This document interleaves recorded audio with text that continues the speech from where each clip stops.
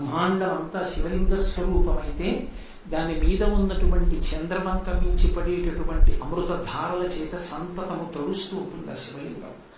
దాన్ని దృష్టిలో పెట్టుకుని ధూర్చటి కాళహస్తీశ్వర మహాత్యం చేస్తూ ఉదయగ్రామము పానవట్టము అభిషేకో తత్ప్రవాహంబు వార్ధి ధరిధ్వాంకము ధూపధూవము జలద్వీప ప్రభారాశి కౌముది తారానివహంబులద్భుత సుమంబులుగా సమోదూత సఖ్యతమై సీత గభస్తిబింబ శివలింగం బొప్పే ప్రాచీ దిశను అన్నాడు.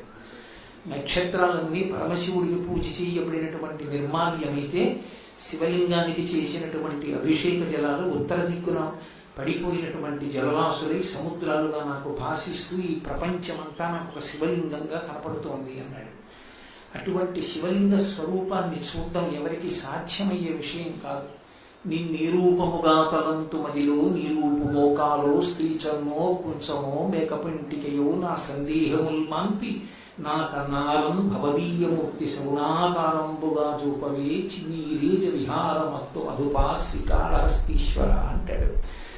ఆయన అనుగ్రహించి సాకార రూపంలో దర్శనమివ్వాలి అని సంకల్పం చేసేది ఎందుకు అంటే అంతటా నిండి నిబిడీకృతమైపోయినటువంటి ఆ శివస్వరూపం మాంసనేత్రములకు ద్యోతకమైతే దాన్ని చూసి ధరించాలనేటటువంటి పరమభక్తితో ఆర్తి చెందిన భక్తుని యొక్క హృదయాన్ని గమనించి ఆయన కోరికని తీర్చకుండా ఉండలేని భగవానుడు కరుణామూర్తి కనుక ఒక రాశీభూతమైన స్వరూపాన్ని ధరించి వచ్చినది శివస్వరూపము తప్ప ఆయన రూపం ఇలా ఉంటుందని చెప్పడం ఎవరికి సాధ్యమయ్యేటటువంటి విషయం. ఆ పరమేశ్వరుడు లోకములకన్నిటికీ రక్షకుడు. వ్యక్తిగతంగా ఎవడు భక్తితో ఉపాసన చేస్తాడో వాళ్ళందరికీ పరమరక్షకుడు. లోకానికి స్వయంగా తనకి తానుగా రక్షకత్వం వహించి రక్షణ చేసేటటువంటి లక్షణం ఉన్నవాడు. అందుకే మీరు చూడండి, లయకారుడు లయకారుడు అని శివుడి దగ్గరికి వచ్చేటప్పటికీ ఒక అపప్రధ. ఆయన ఏదో చంపేస్తాడు చంపేసేవాడు కాడు. లయకారుడు అన్న శబ్దాన్ని శాస్త్రాలు 3 రకాలుగా చెప్పాయి. ఆ లయం 3 రకాలుగా ఉంటుంది. స్వల్పకాలిక లయము, ఆత్యంతిక ప్రళయము, మహాప్రళయము అని 3 చేస్తాడు శివుడు. ఆయనే స్వల్పకాలిక లయం చేయకపోతే అసలు ఈ ప్రపంచంలో జీవరాశి నిలబడదు. అన్ని భూతములకు నిద్ర అవసరం. నిద్రాకాలం సుఖంగా శాస్త్రం నిర్వచించింది. నిద్రాకాలం కనుక చాలా కఠినమైనది అనుకోండి, ఇంద్రియములన్నీ మళ్ళీ పటుత్వాన్ని పొందడానికి ఆత్మలోకి ప్రవేశించి చైతన్యాన్ని పొందేటటువంటి ప్రక్రియ కష్టతరమైనదైతే, ఏ శస్త్రచికిత్సలాగో బాధాకరమైనదైతే అసలు లోకం నిలబడదు. కేవలం నిద్ర సుఖస్వరూపం. గాఢ నిద్ర పడితే చాలు పరమసుఖం. అందుకే గాఢ నిద్రలో ఉన్నటువంటి వ్యక్తిని కారణం చెప్పకుండా నిద్ర లేపకూడదు. కారణం ఏంటంటే దానికి ఆత్మయందు లయమైపోయి కదలిక లేకుండా నిలబడిపోయిన యోగికి అభేద స్థితి. అందుకే నిద్ర లేపితే భగవంతుని యొక్క ఉపాసన కారణంగా చెప్పి నిద్ర లేపాలి. ఆ కాలమునందు ఎందుకు నిద్ర లేవాలి అంటే నువ్వు ఈశ్వర సంబంధమైనటువంటి కార్యం ఏదో నిర్వర్తించవలసిన అవసరం ఉంది. అలా నిద్ర లేవకపోతే దాని ఎందు వైక్లభ్యం వస్తుంది. అందుకు నిద్రలే అని లేపాలి. సకల ధర్మములకు ఆధారం కనుక శ్రీరామాయణం బాలకాండలో రామచంద్రమూర్తి నిద్రిస్తుంటే విశ్వామిత్ర మహర్షి లేపవలసి వస్తే కౌసల్యా సుప్రజా రామ పూర్వా సంధ్యా ప్రవర్తతే తిష్ఠ నరసాత్తూల కర్తవ్యం దైవమాహ్నికం. ప్రాతఃసంధ్యను ఆచరించాలి రామా, వేళ దాటిపోతోంది లే అని అందుకు నిద్ర లేపాడు తప్ప కేవలంగా తగినంత కారణం లేకుండా నిద్ర లేపడాన్ని శాస్త్రం అంగీకరించదు. దుర్వాసో మహర్షి భార్య కదలీ స్వరూపాన్ని పొందడానికి కారణం నిద్రపోతున్న దుర్వాసో మహర్షిని సంధ్యావందనం కోసం నిద్ర లేపిన ఆయన గ్రహించడు. నువ్వు పొరపాటు చేసేవాడు బ్రహ్మవైవర్త పురాణం. కాబట్టి నిద్ర పరమశివుని యొక్క అనుగ్రహం. ఆ చీకటి పడేటప్పటికీ సమస్త భూతములు నిద్రలోకి జారిపోతాయి. ఆ నిద్ర పొందడానికి మనం ఏం చెయ్యాలి అంటే చెయ్యవలసింది ఏమీ ఉండదు. ఆకలేస్తే అన్నం తినడానికి కొంత సాధన ఉంటుంది. ఏదో పదార్థాన్ని కంచంలో పెట్టుకోవాలి, కలుపుకోవాలి, చేతితో పట్టుకోవాలి, నోట్లో పెట్టుకోవాలి, నవలాలి, మింగాలి, ఏదో అలా ఉంటుంది. నిద్రకి ఏమీ లేదు. బడలిపోయిన శరీరం కూర్చున్నా నించున్నా జారిపోయి నేల మీద పడిపోయినా నిద్రపోతాడు. ఆ నిద్రాకాలం సుఖస్వరూపం. నిద్ర అనేటటువంటి సుఖాన్ని ఇచ్చి సమస్త ఇంద్రియములు మళ్ళీ చైతన్యం పొందేటట్టుగా చేసేటటువంటి వాడు శంకరుడు. అందుకే ఆయన చేసేది స్వల్పకాలిక లయం. స్వల్పకాలిక లయం అంటే కొంతసేపు మనని మనం మరిచిపోయి పట్టేటటువంటి నిద్ర. ఆ నిద్ర లేకపోతే ఆకలి వేయదు, ఆకలి వీక కడుపు నిండా తినకపోతే నిద్ర పట్టదు. ఈ రెండూ లేకపోతే ఎందుకు పనికిరాడు, ఆరోగ్యం పాడైపోతుంది. కాబట్టి ప్రధానంగా జీవులందరినీ దేని చేత నిలబెడుతున్నాడు అంటే ఆయన నిద్ర చేత నిలబెడుతున్నాడు. అందుకే స్వల్పకాలిక లయాన్ని ఇస్తూ ఉంటాడు. ఆత్యంతిక ప్రళయము అని ఒక ప్రళయం. ఆయన జ్ఞానదాత మహేశ్వర. అందుకే శంభో అన్న శబ్దాన్ని అంత వ్యాఖ్యానం చేశారు. శం అంటే సుఖం, భావయతి ఇది శంభో. ఆ సుఖమన్న భావనని ఇచ్చేవాడు ఆయనే. అందుకే తండ్రి రూపంలో ఉండేవాడు కూడా శంకరుడే. మయస్కరాయచ అంటూ అష్టమానువాకం ఆ పరమశివుణ్ణి స్తోత్రం చేస్తుంది. సమస్త సుఖములను ఇచ్చేటటువంటి పరమశివుడు ఎవరున్నాడో ఆయన జ్ఞానమునిస్తాడు. సుఖములను అనుభవించడం తప్పు కాదు, సుఖములను అనుభవించి ఈ సుఖములు సుఖములా అన్న వైరాగ్యాన్ని పొందడం కోసం ఆశ్రమం మారుతారు. సనాతన ధర్మం యొక్క గొప్పతనం అంతా ఎక్కడుంది అంటే ఆశ్రమం మారడం దేని కొరకు అంటే శాశ్వత సుఖాన్ని పొందడం కొరకు. ఏది శాశ్వత సుఖం? వైరాగ్యమే శాశ్వత సుఖం. వైరాగ్యం అన్న మాటకు అర్థం ఏమిటి అంటే వైరాగ్యము అంటే ఏదైనా మనసు కదిలే విషయం కనపడితే బలవంతంగా ఇంద్రియాల్ని నిగ్రహించుకోవడం వైరాగ్యం కాదు. లోకములన్నీయున్ గెలిచినాడ ఇంద్రియానీకము చిత్తమున్ గెలువనేరవు, నిన్ను నిబద్ధు చేయు భీషణ శత్రులార్పులను ప్రభిన్నుల చేసిన ప్రాణికోటిలో నీకు విరోధి లేడపడు నేర్పున చూడు ధనవీశ్వర అంటాడు ప్రహ్లాదుడు హిరణ్యకశిపుడితో. ఇంద్రియాల్ని నిగ్రహించడం చాలా కష్టం. ఇంద్రియాన్ని బలిష్టాని నియుక్తాని మానద అపక్వస్య ప్రకుర్వంతి వికారాం స్థాననీకశ అంటాడు వ్యాసుడు దేవి భాగవతం. అన్నీ గెలవచ్చు, తన ఇంద్రియాల్ని తాను గెలవడం అంత తేలికైన విషయం ఏం కాదు. భ్రమన్ సర్వతీర్థేషు స్నాత్వా స్నాత్వా పునః పునః నిర్మలం మనోయావత్ తావత్ సర్వం నిరర్థకం వ్యాసోక్తి దేవి భాగవతం. ఎన్ని తీర్థాలు సేవించావు, ఎన్ని క్షేత్రాలు సేవించావు అన్నది దీనికి అంటే కేవలముగా దర్శనం చేశానని చెప్పడానికి కాదు. భ్రమన్ సర్వతీర్థేషు స్నాత్వా స్నాత్వా పునః పునః నిర్మలం మనో యావత్. దాని వలన మనసు నిర్మలం అవ్వకపోతే తావత్ సర్వం నిరర్థకం. దాని వలన చేసిన పనులన్నీ నిరర్థకమైపోతాయి. ఆ మనసు నైర్మల్యమును పొందాలి, అది మలినమును వదిలిపెట్టాలి. మలినమును వదిలిపెట్టేటట్టు చెయ్యడానికే సనాతన ధర్మంలో ఆశ్రమాన్ని మారుస్తారు. ఆశ్రమాన్ని మార్చడం అంటే ఆశ్రమాన్ని విడిచిపెట్టడం కాదు, కట్టు మీద కట్టు వేసి కట్టు జారేట్టు చేస్తారు. అది సనాతన ధర్మం యొక్క గొప్పతనం. బ్రహ్మచర్యము ఒక ఆశ్రమం. ఆ ఆశ్రమంలో ఉపనయనం చేసుకుని గురువుగారి దగ్గరికి వెళ్ళి వేదాధ్యయనం చేస్తాడు. ఆ సమయంలో చదువుకున్న చదువు ఏదుందో అది జీవితాంతము పనికి రావాలి. గురువుగారి దగ్గర మొదట రావలసింది ఏది అంటే అహంకార పరిత్యాగం రావాలి. అహంకారం పక్కన పెట్టడం చేత కావాలి. అందుకే శంకర భగవత్పాదులు షట్పదీ స్తోత్రం చేస్తూ శ్రీ మహావిష్ణువుని ప్రార్థన చేసి మొట్టమొదట అడిగింది ఇది అంటే అవినయమపనయ విష్ణోహో అని అడిగారు. నాకు అవినయాన్ని ప్రసాదించు, నాకున్న అవినయం తీసి వినయాన్ని కటాక్షించు. ఆ వినయం దీనినాడు నరోవా లేకపోతే వటుర్వా గేహీవా ఎటిరిపి యతీవా జటీవా ఎతిరేపో అని ఎవరైతే ఏంటి భగవంతుని యందు భక్తి ఆ వినయము లేనినాడు ఆ జీవితానికి సార్థక్యం ఉండదు. అంతటి మహానుభావుడైనటువంటి రామచంద్రమూర్తి అంతటి వాడు గురువు గారి దగ్గరికి వెళ్ళి నిలబడితే బాలకాండలో అంతమంది రాక్షసుల్ని దునిమాడి చేతులు కట్టుకుని, అయ్యా వచ్చి మీ దగ్గర నించున్నవాడు ఎవడో తెలుసా? కింకరో, నేను మీ కింకరుణ్ణి, ఇదిగో ఇక్కడ నిలబడి ఉన్నాను, ఆజ్ఞాపై యథేచ్ఛంబై శాసనం కరవామకి, మీ ఇష్టం వచ్చినట్లు శాసించండి, నేను మీ శిష్యుణ్ణి, మీరు నన్ను గౌరవించి నాకు చెప్పక్కర్లేదు, నేను మీ కింకరుణ్ణి అంటాడు. అది ఒక శిష్యునికి ఉండవలసిన లక్షణం.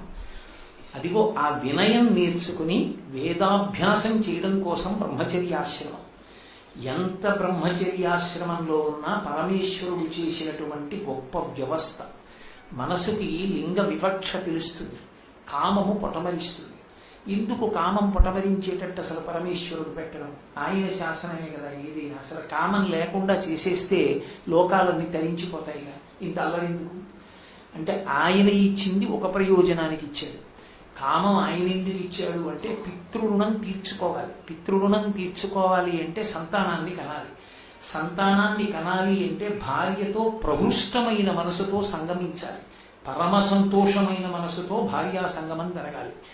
అంతటి సంతోషం కలగాలి అంటే లింగ వివక్ష ఉండి పరస్పరాకర్షణ ఉండాలి. అందుకని బ్రహ్మగారు సృష్టి జరగక బాధపడుతుంటే తానే అర్ధనారీశ్వర స్వరూపాన్ని పొందాడు. స్త్రీ పురుష విభాగం చేశాడు అప్పుడు లోకాన్ని. దాని చేత ఆ కామము పొటమరించినప్పుడు బలవంతంగా నిగ్రహించే ప్రయత్నం చేస్తే త్రాచుపాము తల మీద కాలు పెట్టి కాలు కింద త్రాచుపాము ఉంది కాబట్టి నన్నేం చేయదనుకున్నవాడు ఎంతటి అమాయకుడో, ఇంద్రియాల్ని బలవంతంగా నిగ్రహించిన వాడు అంత పొరపాటు. అవి కాటు వేస్తాయి. అదే అంటుంది రామాయణంలో మండోదరి రావణుడు మరణిస్తే, నువ్వు ఒకనాడు తపస్సు చేసి ఇంద్రియాల్ని కాలు కింద తొక్కి పెట్టావు, ఇప్పుడు ఇంద్రియాలకు అవకాశం వచ్చింది, నిన్ను కాటు వేశావు. అందరూ నిన్ను రాముడు చంపాడంటున్నారు. కాదు, నిన్ను నీ ఇంద్రియాలు చంపేసాయి. అదును చూసి చంపేస్తాయి ఇంద్రియాలు. ఆ ఇంద్రియాల్ని నిగ్రహించాలి అంటే ధర్మం ఒక్కటే మార్గం. సమస్త శాస్త్రముల ప్రయోజనం ఒక్కటే, ధర్మం. ఆ ధర్మమే పరమశివుని వాహనం. అదే ఆయన యొక్క పతాకం. వృషభవాహనుడు అంటే ఏదో ఎద్దెక్కి తిరుగుతాడని కాదు. వృషభం అంటే ధర్మం. ధర్మమే ఆయన వాహనం. రుత్తు శబ్దానికి అర్థం కూడా లేదు. రుద్రుడు అంటే ధర్మమునందు ప్రవర్తింపచేస్తాడు. అంతకన్నా రక్షణ లోకంలో ఇంకోటి ఉండదు. అందుకే కామము ధర్మంతో ముడిపడిపోవాలి. అందుకే ధర్మపత్నిని స్వీకరించాడు గృహస్థాశ్రమంలో. ధర్మపత్నిని స్వీకరించేది ఎందుకు? పితృరుణం తీరడానికి. అందుకు పెట్టాడు కామం పరమేశ్వరుడు. ఆ కామం వెర్రితలలు వేసేస్తే, ఈశ్వర మీరు నాకు ఇచ్చిన కామం దేని కొరకు ఇచ్చారో, ఏ పితృరుణం తీర్చుకోమని ఇచ్చారో అది కాకుండా దుర్వినియోగం చేసుకుంటున్నాను, నా బలహీనతని మన్నించి నన్ను కాపాడమని శరణాగతి చేసి పరమేశ్వరుడికే చెప్పుకోవాలి. అది శరణాగతి అన్న మాటకు అర్థం. అంతేగాని చేతులు కట్టుకుని శివలింగం దగ్గరికి వెళ్ళి శ్లోకాలు చెప్పడం శరణాగతి కాదు. ఏదో బట్టలు మార్చుకుని ఒక రకం బట్టలు వేసుకోవడం, మాలలు వేసుకోవడం శరణాగతి కాదు. శరణాగతి అంటే బలహీనతను పరమేశ్వరుడికి చెప్పుట. వెళ్ళి చెప్పాలి. ధూర్జటి చెప్పుకున్నాడు, రోషీరోయదు కామినీ జనుల తారుణ్యోరు సౌఖ్యంబులన్ బాసీబాయదు పుత్ర మిత్రధన సంపద్భ్రాంతి వంచాలతల్ కోశీకోయదు నామనంబకట నీకున్ ప్రీతిగా సక్రియలు చేసి చేయదు దీని తుళ్ళనచవే శ్రీకాళహస్తీశ్వర అని చెప్పుకున్నాడు. అది శరణాగతి. ఈశ్వర, ఇది నా బలహీనత, నన్ను నేను నిగ్రహించుకోలేకపోతున్నాను, ఈడ్చేస్తున్న ఇంద్రియాలు మనస్సు, నన్ను మీరు అనుగ్రహించండి, మీరు జోక్యం చేసుకుని కాపాడండి అని పరమేశ్వరుని ముందు మనస్సు విప్పి మాట్లాడితే దాన్ని శరణాగతి చేశాడు అంటారు. అంటే ఇక తాను ఏది అనుష్ఠించి తాను కొత్తగా ఏదో చేసి తనని తాను ఉద్ధరించుకోగలిగిన ప్రయత్నం పూర్తిగా విడిచిపెట్టేసి చేసినది శరణాగతి. అలా శరణాగతి చేస్తే పరమేశ్వర స్వరూపాన్ని పట్టి ఈడ్చుకొస్తుంది. అందుకే సంస్కృత భాగవతం కన్నా ఆంధ్ర భాగవతం గొప్పదైపోయింది. సంస్కృత భాగవతం శరణాగతికి గరుత్మంతుడి మీద వచ్చాడు. పోతనగారి భాగవతంలో ఒక్క మాట మారింది ఓ శీసపద్యంలో. కలుగడే నాపాలి కలిమి సందేహింప కలివిలేములు లేక కలుగువాడు నాకడ్డ బడరాడి నడిన సాధువులచే బడిడి సాధువుల కట్టు బడిడివాడు నీలతో నామరాలింపడే మరగుల మొరలెరుంగుచు తన్ను మరగువాడు అన్నాడు. నిన్ను నువ్వు మరిచిపోయి రావాలి, మామూలుగా వస్తే నేను ఒప్పుకోనన్నాడు. అప్పటి వరకు ఏమైనా చేశాడా భక్తి? కానీ శరణాగతి శక్తి అది. తనని తాను మరిచిపోయి రావాలి. కాబట్టి ఆంధ్ర భాగవతంలో శ్రీ మహావిష్ణువు వచ్చినప్పుడు సిరిగింజప్పడు శంఖచక్ర యుగమున్ చెయ్యో ఈ సంధింపడే పరిభావంబును చీరడ భగవతిన్ మన్నింపడ అకర్ణికాంత రథం నిల్లము చక్కనొత్తడు వివాద ప్రోద్ధిత శ్రీ కుచోపరి చీలాంచలమైన వీడడు గజప్రాణావనోత్సాహి. అది శరణాగతి తత్వం యొక్క ఆవిష్కారం. కాబట్టి అలా శరణాగతి చేస్తే మనం ఏ బలహీనత చేత కట్టుబడ్డామో దాంట్లోంచి పరమేశ్వరుడు జోక్యం చేసుకుని విడిపిస్తాడు. పరమేశ్వరుడిచ్చిన బుద్ధి చేత సాధన చేస్తే ఎందుకు ఆశ్రమం మారుతున్నావో తెలుసుకోవాలి. ధర్మాన్ని కామంతో ముడివేస్తే కొడుకనేటటువంటి అర్థం వస్తుంది. ఆ అర్థం శరీరం పడిపోయిన తర్వాత కూడా గయాశ్రాద్ధం పెట్టి ఉద్ధరిస్తాడు, పితృరుణం తీరేటట్టు చేస్తాడు. కాబట్టి అదిగో అటువంటి ఆశ్రమాన్ని మారి గృహస్థాశ్రమంలోకి వెళ్ళి ధార్మికమైన సుఖములు అనుభవించి ఈ సుఖములన్నీ సుఖములా అనేటటువంటి వైరాగ్య సుఖము కలిగితే మనసు కదలని స్థితికి వచ్చేస్తే అది శాశ్వతమైన ఆనందము, అది వైరాగ్య సుఖం. అందులో ఇక ఏమీ తొట్టుబాటు ఉండదు, దాని ఎందు ద్వంద్వములు ఉండవు. రావణుడు స్తోత్రం చేసినట్టు వృషద్విచిత్రకల్పయో భుజంగముక్తికస్రయో గరిష్టరత్నలుష్టయో సుహృత్తి పక్షపక్షయో తృణారవింద చిక్షుషో ప్రజామహీ మహేంద్రయో సమప్రవర్తయన్ మహః కదా సదాశివం భజే అంటాడు. ఆయన కన్నా వైరాగ్యం ఎవరికి లోకంలో. కాబట్టి అటువంటి వైరాగ్య సుఖం పొందితే ఆ వైరాగ్య సుఖమునందు ఈశ్వరుణ్ణి తప్ప వేరొక దాన్ని చూడకుండా అంతటా దర్శనం చెయ్యగలిగినటువంటి స్థితి యందు తనకి తాను ఊంచుకుంటే భగవంతుని పరమభక్తితో అనుష్ఠించినటువంటి కర్మల చేత ప్రీతి పొందినటువంటి భగవానుని యొక్క అనుగ్రహము చేత కలిగినటువంటి జ్ఞానము మోక్షములకు కారణము. కాబట్టి ఈ ఆశ్రమాలన్నీ మారి ఆ జ్ఞానమును పొందేటట్టుగా చేసేవాడెవరు? సుఖములనిచ్చే సుఖాన్ని పొందుతున్నానన్న అనుభూతినిచ్చేవాడెవరు అంటే పరమేశ్వరుడే. ఆయనే సుఖకారకుడు లోకంలో. ఆ సుఖము అన్న మాట లేకపోతే ఇంద్రియములకు ప్రయోజనము లేదు. మీరు ఒక్క విషయం బాగా జ్ఞాపకం పెట్టుకోండి. శివుడు ఎక్కడున్నాడు అంటే నేను మీతో ఒక్క మాట చెప్తా. బ్రహ్మాండానికి పిండాండానికి మధ్యలో ప్రతి చోట శివుడు ఉంటూ ఉంటాడు. బయట జలపాతం ఉంది, నాకు కన్నుంది. ఆ జలపాతాన్ని చూసిన కన్ను ఆ విషయాన్ని నా మనసుకి చెప్పినప్పుడు నా మనసు రంజిల్లడంలో పరమేశ్వర అనుగ్రహం ఉంది. ఆ శివుడు కన్నిచ్చి జలపాతాన్ని చూసిన కన్ను వల్ల పొంగేట్టు మనసుని చెయ్యడమే శివానుగ్రహం. సౌందర్యలహరిలో శంకర భగవత్పాదులు ఆనంద భైరవ ఆనంద భైరవి తాండవం కింద నిర్ణయించి చెప్తారు దాన్ని. కాబట్టి అది అక్కడ తాండవ లాస్య ప్రక్రియ వస్తుంది ప్రపంచంలో. కాబట్టి అటువంటి సుఖాలన్నిటికీ కూడా కారణమైన వాడెవరంటే ఒక్క పరమేశ్వరుడు. ఆ సుఖము చిట్ట చివర ఎక్కడ వరకు ఇవ్వగలడు? శంభునామము చేత అంటే వైరాగ్య సుఖము వరకు ఇవ్వగలడు, మోక్ష సుఖముని ఇవ్వగలడు. ఆయన అంతటి మహానుభావుడు. అందుకే ఒక వ్యక్తి స్థాయిలో ఆయన అనుగ్రహించాలనుకున్నప్పుడు సామాన్యమైన సుఖముల విషయంలో చెప్పవలసినది ఏముంటుంది? ఆయన ఏదైనా ఇవ్వగలిగిన వాడు ఏది ఇవ్వలేడు, ఏదైనా ఇవ్వగలడు. ఆయనకి పెద్ద విశేషం కాదు. అందుకే శంకరాచార్యులు వారి శివానంద లహరి స్తోత్రం చేస్తూ ఒక మాట అంటారు.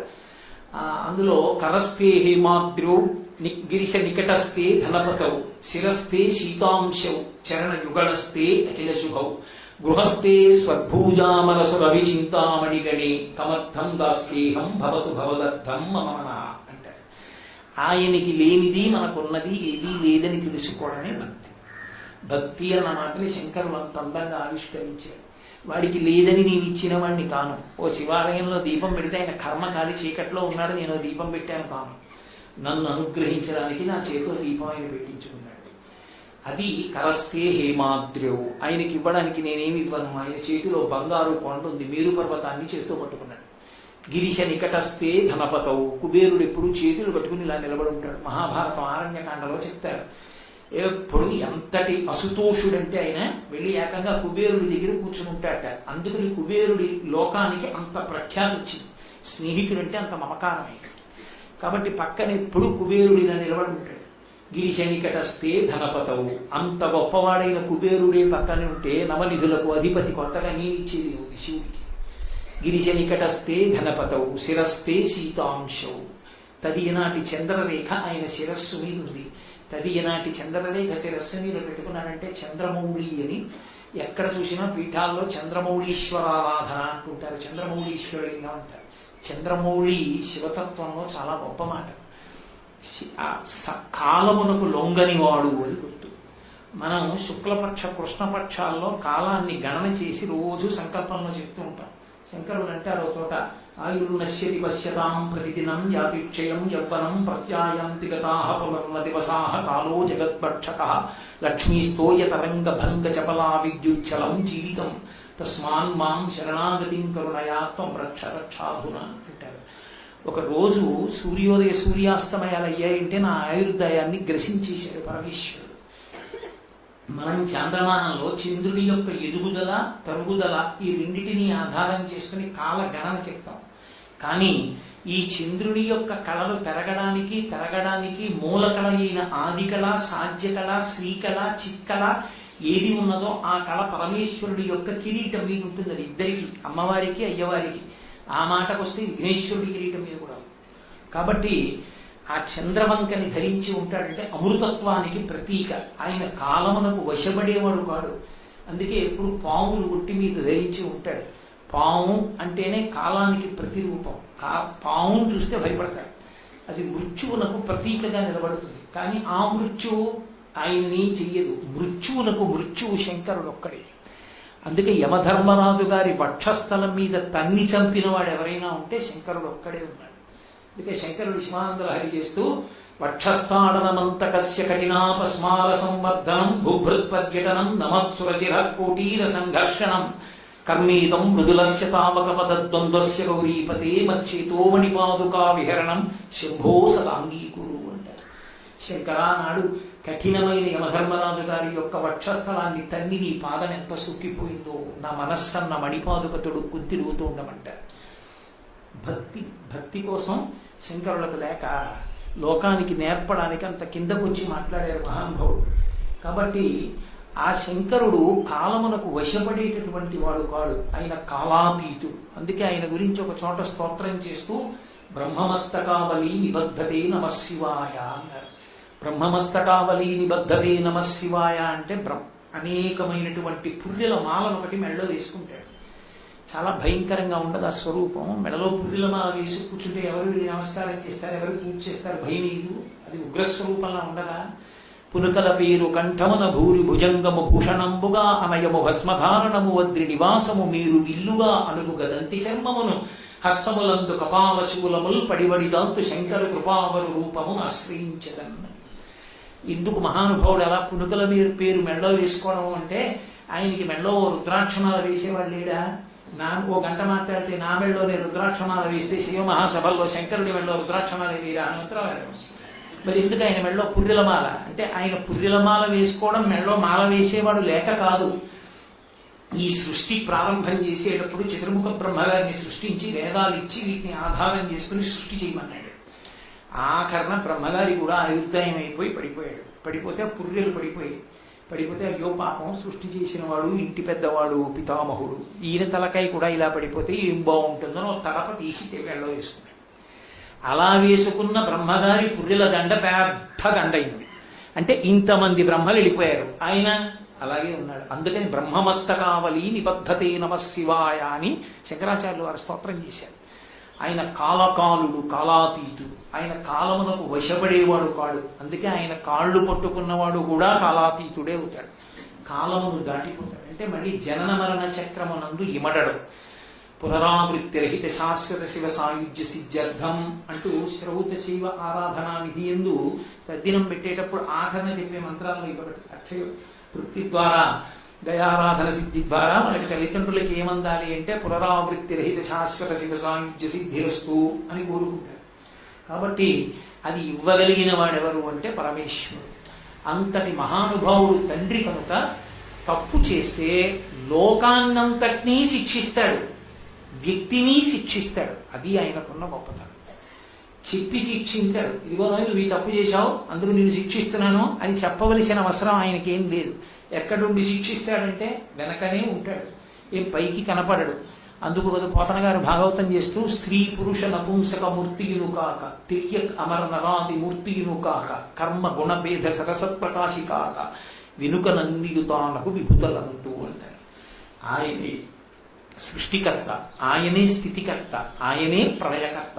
ఆ ఉన్న ఒక్కడే ఎప్పుడు ఏ రూపాన్ని ఎలా ధరించి ఎలా కర్మ ఫలితాన్ని ఇవ్వాలో అలా ఇస్తాడు.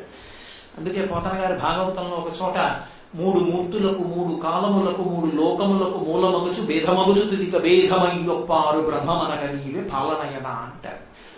3గా ఉండేవాడు, 3 కాలములుగా ఉండేవాడు, 3 మూర్తులుగా ఉండేవాడు, 3 రూపాలని ధరించేవాడు పరమేశ్వరుడు. ఆ పరమేశ్వరుడే కర్మఫల ప్రదాత అయినప్పుడు విష్ణు స్వరూపంలో కూడా ఇస్తూ ఉంటాడు. అలా ఇవ్వగలిగినటువంటి వాడు కనుక ఆయన వ్యక్తిని పరిపాలిస్తాడు, ధర్మాన్ని బట్టి ఇస్తాడు. చేసిన ధర్మానుష్ఠానాన్ని బట్టి ఉన్నటువంటి భక్తిని బట్టి అనుగ్రహిస్తూ ఉంటాడు. ఇప్పుడు శివభక్తి చేస్తే ఏమిటంటే ఉపయోగం? మేము ఇప్పుడో ఏదో తప్పు చేసేసాం, మా లలాటం మీద రాసేశారు, దాని ఫలితం వచ్చేస్తుంది. ఇప్పుడు మేము శివుడి పట్ల భక్తిగా ఉంటే మాకు కలిసి వచ్చేది ఏమిటనో అనుమానం ఉండొచ్చు. దాని గురించి పరమేశ్వరుడు యొక్క ఉమామహేశ్వర స్తవంలో మాట చెప్పారు. నమశివాభ్యాం అశుభాపహాభ్యాం. ఆయనే అనుగ్రహించాలనుకున్న నాడు నువ్వు ఇలా ఎందుకు అనుగ్రహిస్తున్నావు అని అడ్డుపడగలిగిన వాడు లేడు. ఆయన సర్వజగన్యామకుడు, పరమేశ్వరుడు. అందుకే ఇప్పుడు పరమభక్తితో ఉంటున్నాడు కాబట్టి అతనికి ఇంత పెద్ద శిక్ష అనుకున్నాడు కాబట్టి గతంలో చేసినటువంటి కర్మ ఫలితాన్ని ఇచ్చేటటువంటి సమయం ఆసన్నమైనప్పుడు జోక్యం చేసుకుని దాన్ని అతి తక్కువకి తగ్గించేస్తాడు.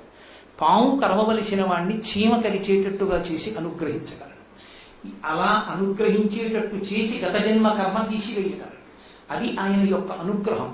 అందుకే మహానుభావుని నమశివాభ్యాం అశుభాపహాభ్యాం అని భక్తులను రక్షణ చేసేటటువంటి ఆయన యొక్క విధానాన్ని ప్రస్తుతి చేసింది.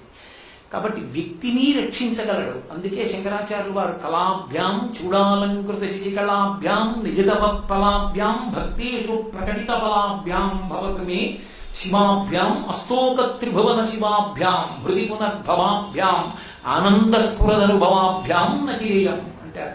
సమస్త లోకములకు ఆయనే తండ్రి.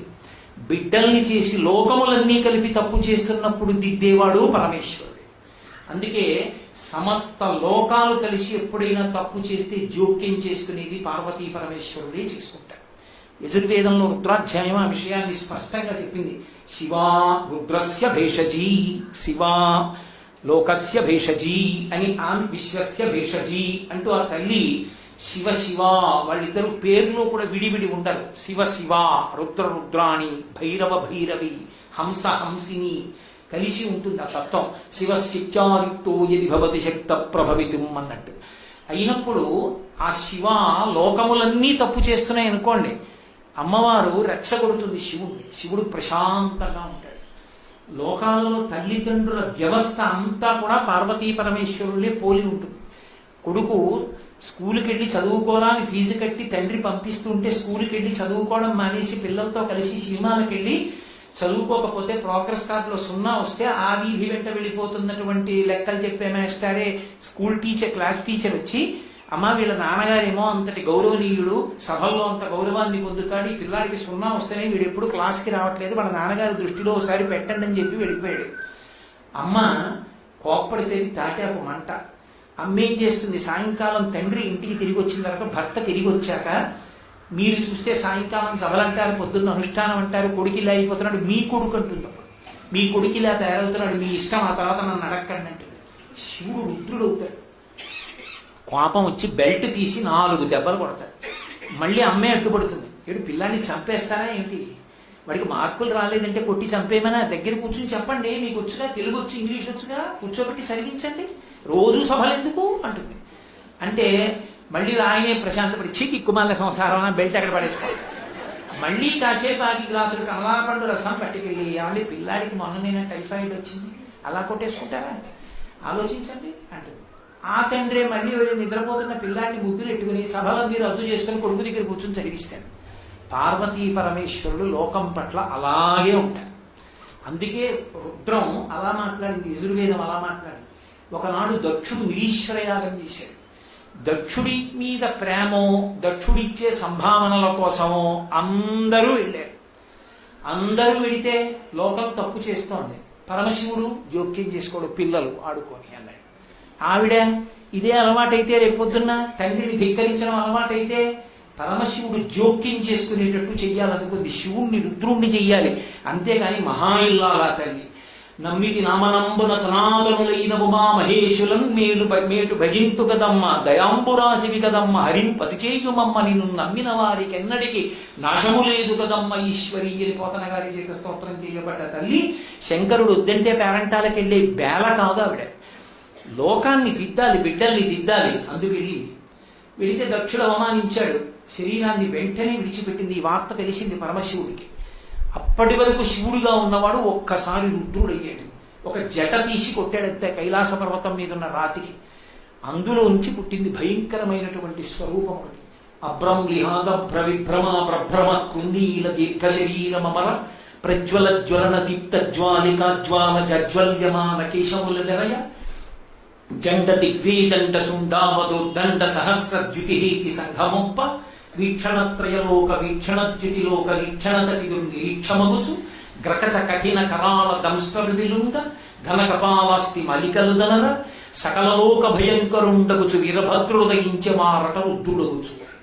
భయంకరమైనటువంటి స్వరూపం వీరభద్రుడు పుట్టి దక్షయజ్ఞ ధ్వంసం చేస్తే మళ్ళీ దేవతలందరూ వెళ్ళి శంకరుడి కాళ్ళ మీద పడ్డారు. మహాప్రభో, మీరు తప్ప మాకెవరు దిక్కు, రక్షించండి, ఇంకెప్పుడు ఇలాంటి తప్పు పనులు చేయకండి.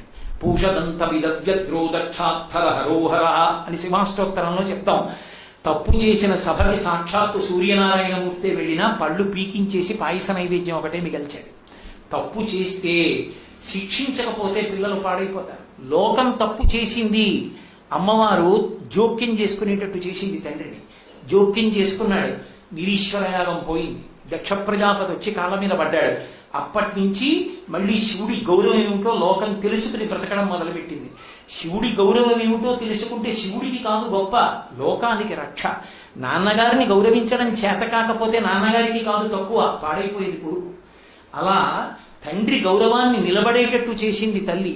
కాబట్టి ఆయన లోకములన్నీ తప్పు చేస్తే దిద్దుతాడు. లోకములన్నీ ఆయన బిడ్డలు. ఆ బిడ్డల కాపదొస్తే ఆయనే జోక్యం చేసుకుంటాడు, జోక్యం చేసుకుని కాపాడతాడు. అందుకే వాడు లోకానికి తల్లిదండ్రులు. ఒకనాడు హాలాహల భక్షణం చేయవలసి వచ్చింది. ఉన్న పదవులు చాలక ఏదో అమృతం తాగి శాశ్వతమైన సుఖాలను అనుభవించాలని వెళ్లి పాలసముద్రాన్ని చిలికారు. ఆ పాలవెల్లి లోపల అప్పటికప్పటికి మందరాగము తిరిగం చప్పుడు నిండిన జండము చెప్పిడితే మధురి చెవులు చిందర గురియన్ ఆలోల జలధి లోపల నాలో నహి విడిచి సురలన సురల పరపన్ గీలా కోలాహలమున హాలాహల విషము పుట్టే అవనీనాథ. బ్రహ్మాండమైన హాలాహలం పుట్టి తరువుకొస్తుంటే అప్పటిదాకా వచ్చినవన్నీ పంచుకున్న వాళ్ళందరూ పరిగెత్తారు. ఎవరి దగ్గరికి పరిగెడతారు? అప్పటి వరకు నాన్నగారు గుర్తురాడు. నాన్నగారు ఎవరే ఒక్కసారి చూడాలనుందిరా అంటే, నాన్నగారు అంటే ప్రొబేషన్లో ఉన్నాను, మొన్ననే ప్రమోషన్ వచ్చిందంటే. ఓ మంచి వస్తువు కొనుక్కుంటే దాచుకుంటాడు. ఇంక్రిమెంట్ వస్తే నాన్నగారికి చెప్పడేదో అడుగుతాడు అనుకుంటాడు. తీరా కామెర్లు వచ్చి హాస్పిటల్లో జాయిన్ తర్వాత ఒక్కసారి నాన్నగారు ఉండి ఆయన చేతితో చిన్నప్పుడు పెట్టినట్టుగా చంద్రశేఖర చంద్రశేఖర చంద్రశేఖర పాహిమాం చంద్రశేఖర చంద్రశేఖర చంద్రశేఖర రక్షమాం అంటూ మా నాన్నగారు బొట్టన వెడితో రక్ష పెడితే బాగుండు అనిపిస్తుంది. భార్యని పిలిచి మా నాన్నగారిని ఒక్కసారి రమ్మనవే అంటాడు. అంటే దుర్మార్గుడు. ఎప్పుడైనా విన్నాడా నా మాట? నేనెందుకు కడతానంటాడా తండ్రి? రోహిణీ కార్తీన నెత్తి మీద ఉత్తరయం వేసుకుని జనరల్ కంపార్ట్మెంట్ ఎక్కి వెళ్ళిపోతాడు. తండ్రితనం తండ్రితనమే. ఇంతమంది పరిగెత్తారు. చని కైలాసముజొచ్చి శంకరుడి వాసద్వారముంజేరి ఈశుని దవ్వారికు లట్టుపడ్డ తల మంచుంజొచ్చి కుయ్యో మొర్రో విను మాలింపుము చిత్తగింపుము దయం వీక్షింపుమం సంభుజానన ముఖ్యుల్కని రక్తరక్షణ కళా సంరంభురిన్ శంభురిన్. అది పద్యం. ఆత్మరక్షణ కళా సంరంభుడు ఆయన. పిల్లలొచ్చి ఎలుగెత్తి పిలిస్తే తట్టుకోలేడు. గబగబా పరిగెత్తుకొచ్చాడు. ఏమిరా ఏమైందన్నాడు. ఏం చెప్పమంటావు మహానుభావ, అమృతోత్పాదనం కోసం అన్నదిగో పాలసముద్రాన్ని చిలికాం, హాలాహలం వచ్చింది, పరిగెత్తుకుంటూ నీ మ్రోలకొచ్చాం, రక్షించమన్నారు. దాని జోలికెళ్ళిన వాడు కాదు, అది దేని నుంచి విడితే అదంతా ఆవిరైపోయి సముద్రాలు ఎక్కిపోయి. ఎవడైనా లోకం కోసం అటువంటి విషం తాగుతానంటే ఎవరైనా ఒప్పుకుంటారేమో, భార్య ఒప్పుకోదు. ఆయన ఎంతటి దయామయుడంటే వెళ్ళి భార్యకి తాను నచ్చ చెప్పుకున్నాడు. కంటే జగముల దుఃఖము వింటే జలజనిత విషపు వేడి మీ ప్రభువయ్యుంటుట ఆర్తో ఆపద గింటించుట దానఫలము దానం కీర్తి మరుగాక్షి. ఓ పార్వతి, బిడ్డలు ఏడుస్తున్నారు. తల్లిదండ్రులను మనం ఉండగా పిల్లలు అలా ఏడుస్తుంటే మనం ఉండి ప్రయోజనం ఏమిటి? అందుకని నేను ఈ హలాహలం పుచ్చేసుకుందాం అనుకుంటున్నాను, పుచ్చేసుకుంటాను అని ఆవిడ ఇంకా ఒప్పుకోదేమోనని హరిమతియానందించిన హరినక్షు జగంబులెల్లయానందించు హరియును జగములు మెచ్చగా గరళము వారించుటొప్పు కమలదలక్షి. పుట్టింటి వైపు నుంచి నరుక్కొచ్చాడు. నారాయణ నారాయణీ కదూ, మీ అన్నయ్య శ్రీ మహావిష్ణువు బాధపడుతున్నాడు, లోకాలకు రక్షకుడు. ఆ లోకాలన్నీ హాలాహలం చేత దగ్ధమవుతున్నాయి. ఆయన సంతోషిస్తాడు, పుచ్చేసుకుంటా ఆ హలాహలాన్ని. నాకేమైనా అవుతుంది అనుకుంటున్నావా? బెంగెట్టుకోకు. భక్షింతు హాలాహలమును శిక్షింతును మధుర సూక్ష్మ ఫలరసము ప్రియన్ రక్షింతు ప్రాణికోట్లను వీక్షింపుము నీవు నేడు వికటాబ్జముఖి. ఏం బెంగపెట్టుకోకు పార్వతి, చిన్న ద్రాక్ష పండు చప్పరించినట్టు చప్పరించేస్తా, పుచ్చేసుకోనా అన్నాడు. మీ ఇష్టం వచ్చినట్టు చెయ్యండి అంది ఆవిడ. అడిగిపోయాడు సుఖబ్రహ్మ. భాగవతం వింటున్నాడు. ఎంత పార్వతీదేవైతే మాత్రం ఎలా తాగేయమందండి, భర్త కదా. సత్యాయ త్రిగుణాత్మనే పురజితే కాత్యాయని శ్రేయసే సత్యాయ అద్యకుటుంబినే ముని మమ ప్రత్యక్ష జిన్మూర్తయే కదా శంకర భగవత్పాదుల స్తోత్రం. అద్య కుటుంబిని, మొదటి కుటుంబం లోకంలో. అమ్మలగన్నయమ్మ, పెద్దింటమ్మ, పేరంటాలమ్మ. ఆ అమ్మ పసుపు కుంకాలకి భంగం రాదు. ఎలా తాగమంది పరమేశ్వరుణ్ణి హాలాహలం. అంటే వెంటనే సుఖబ్రహ్మన్నారు పరీక్షిత్తుతో మృంగిడివాడు విభుండని మృంగిడిదియు గరళమనియు మేలని ప్రజకొన్ రింగమని సర్వమంగళ మంగళసూత్రమునెంత మది నమ్మినదో.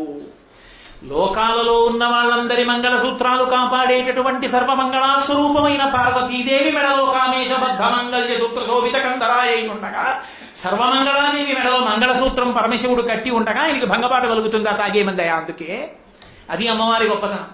శంకరాచార్యులు వారి సౌందర్యలహరిలో ఇంకొంచెం ముందుకెళ్ళి అమ్మవారి తాటంక మహిమ అన్నారు. సుధామప్యాస్వాద్య ప్రతిభయజలా మృత్యుహరిణి విపద్యంతే విశ్వే విధిశతముఖాంఖాద్యాది విశద కరాళం యక్ష్వేళం కబల తవ తర్కాల కలనాన శంభోస్తన్మూలం తవ జనని తాటంక మహిమ అన్నారు.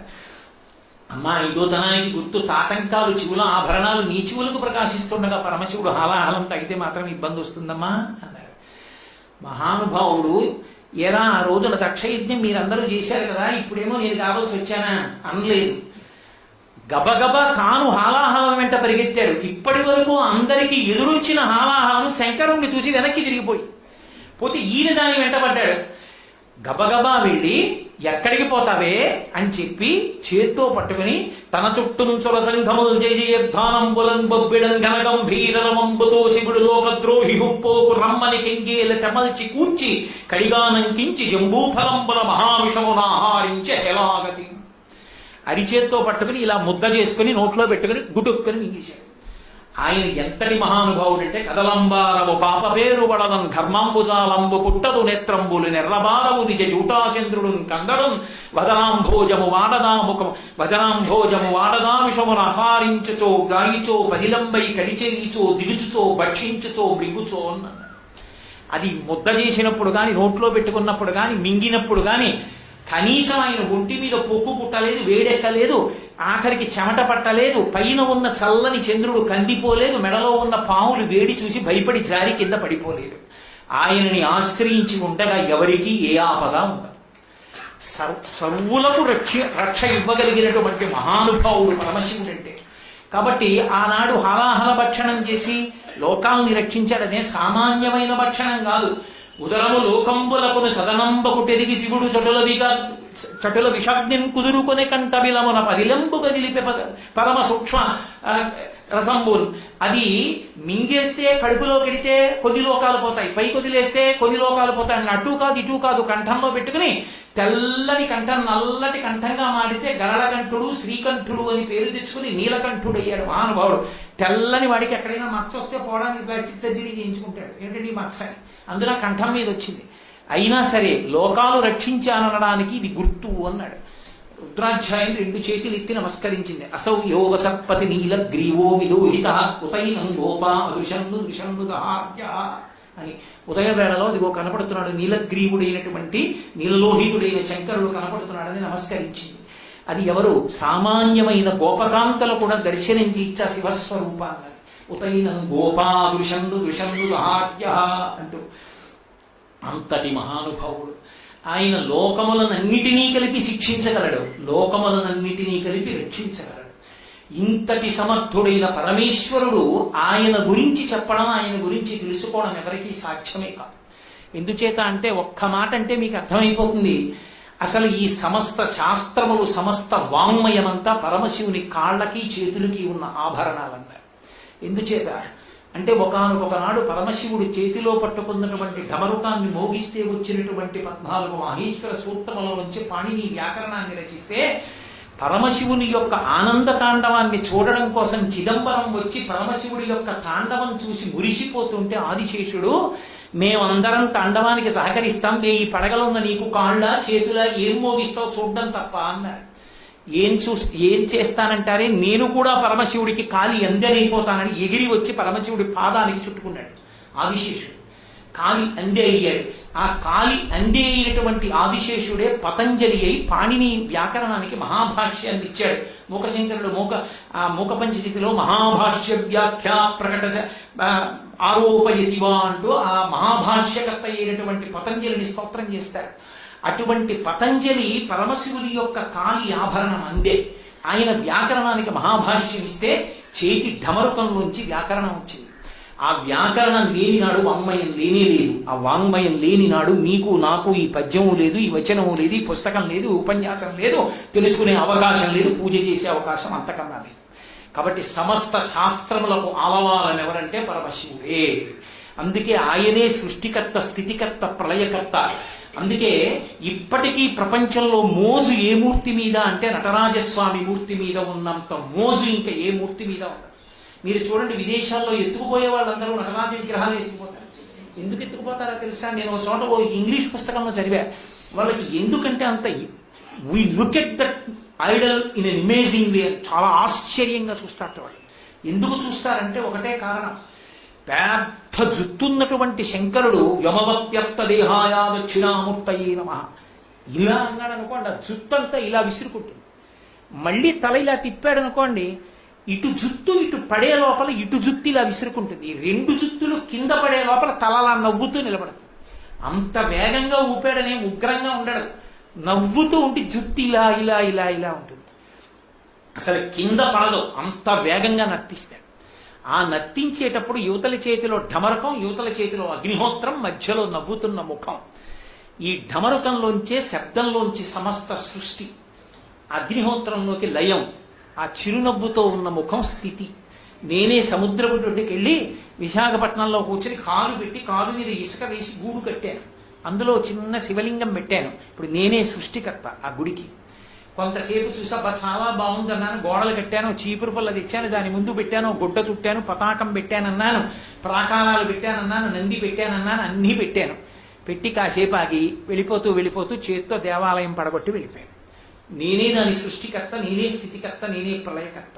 ఈ సమస్త బ్రహ్మాండములకు సృష్టికర్త బ్రహ్మగా పరమశివుడు, చేతిలో ధమరకం. ఈ సమస్త ప్రపంచాన్ని నిలబెట్టేవాడు చిరునవ్వు చేత విష్ణు స్వరూపంగా పరమశివుడు. ఈ సమస్త ప్రపంచాన్ని లయం చేసేటటువంటి వాడు పరమశివుడు, అగ్నిహోత్రం. కదిపేటటువంటి వాడు ఆయనే. అందుకే వాళ్ళిద్దరిది నా తాండవ లాస్య స్వరూపం. కైలాసం ఎక్కడుంటుందంటే ఎక్కడో ఉంటుందనుకున్నవాడు అమాయకుడు. శంకర భగవత్పాదులు సౌందర్యలహరిలో చెప్పినట్టు కైలాసం ప్రతి చోట ఉంటుంది. ఇప్పుడు నేను ఈ ఉపన్యాసం చెప్తున్నప్పుడు ఒక్కొక్క భావన నాలోంచి వస్తున్నప్పుడు దానికి అనుగుణంగా నా చేతులు కదులుతూ ఉంటాయి, నా చేతులు కదులుతాయి, నా ముఖం కదులుతుంది, నా కళ్ళు కదులుతాయి. ఇవన్నీ కదలికలన్నీ తాండవం పరమశివుడు. భావ ప్రకటనలన్నీ లాస్యం. భావ ప్రకటన శరీర కదలిక లేకుండా ఉండదు. మీరు అలా వెళ్ళిపోతుండంటే ఒకడు కోపంగా ఇలా అంటాడు, ఓ నవ్వుతూ ఉంటాడు, ఓ ఏడుస్తూ ఉంటాడు, ఓ పడుకుని ఉంటాడు. జలపాతానికి భావం ఏముందంటారేమో, జలపాతాన్ని చూసి స్పందించిన మీ మనసే దాని భావం. కాబట్టి ఈ సమస్త ప్రపంచం తాండవ లాస్య స్వరూపం. అందుకే లలితా సహస్రంలో వ్యాసుడు లాస్యప్రియా లయకరీ లజ్జారంభ అభివందిత అంటూ పిలిచాడు అమ్మవారిని. అటువంటి లాస్య తాండవ స్వరూపములైనటువంటి ఆ పార్వతీ పరమేశ్వరుడు అర్ధనారీశ్వర స్వరూపం. ఇంతటి మహోత్కృష్ట స్వరూపమైనటువంటి ఆ పరమేశ్వరుడు అసుతోషుడు అన్నారు. ఎన్నో ఉన్నవాడిని అన్నీ తెలుసుకుంటే సంతోషిస్తానంటే తెలుసుకోగలిగిన వాడు కోట్లకొక్కడు ఉంటాడు. ఆయనే చిన్ముద్ర పట్టి ఎక్కడో ఓ మర్రి చెట్టు కింద కూర్చుంటే మౌన వ్యాఖ్యా ప్రకటిత పరబ్రహ్మతత్వం యువానం వర్షిష్టాంతే వసదృషిగణైర్ అమృతం బ్రహ్మనిష్టై ఆచార్యేంద్రం కరకలిత చిన్ముద్రమానంద రూపం స్వాత్మారామం ముదితవదనం దక్షిణామూర్తి మీడే. ఎవరో సనకసనందనాథులకి నలుగురికి అర్థమైంది. మహాకారుణ్యమూర్తి. అందుకే చతుర్భి సహశిష్యస్తూ శంకరో అవతరిష్యతి అంది వాయుపురాణం. నలుగురు శిష్యులతో కలిసి అదే పరమేశ్వరుడు శంకరాచార్య స్వామి వారిగా వచ్చాడు. ఒక చెట్టు కింద కూర్చున్నవాడు యావత్ భారతాన్ని 3 పర్యాయములు సన్యాసాశ్రమంతో పాదచారి అయి పర్యటించి మళ్ళీ వేదం యొక్క ప్రమాణాన్ని నిలబెట్టినటువంటి మహాపురుషుడు శంకర భగవత్పాదులు ఒక్కరే. అట్లా ఎప్పుడైనా జ్ఞానాన్ని పంచిపెట్టవలసి వస్తే, వేదము యొక్క ప్రమాణాన్ని నిలబెట్టవలసి వస్తే జోక్యం చేసుకోగలిగినటువంటి గొప్ప గొప్ప అవతారాలని పరమశివుడివి. అందులోదే ఒక గొప్ప అవతారం నీలకంఠ శివాచార్యుల వారి. కాబట్టి అటువంటి జ్ఞానదాత అయినటువంటి పరమేశ్వరుడు ఆయన అనుగ్రహంతో ఎవడైనా ఏదైనా మాట్లాడతాడు. నేను ఇప్పుడు 4 మాటలు మాట్లాడగలిగానంటే ఆ మాటలకి వెనక నీవే మూలము సర్వశాస్త్రములకున్నట్లుగా ఆయనే సమస్తానికి ఆధారమైతే ఆయనని తెలుసుకుని ప్రస్తుతి చెయ్యగలిగిన వాడు ఉంటేనే సంతోషిస్తానంటే ఆయన గురించి తెలుసుకుని చెప్పగలిగిన వాడు ఎవరు? వాణ్ణే నేను కరుణిస్తానంటే ఎలా?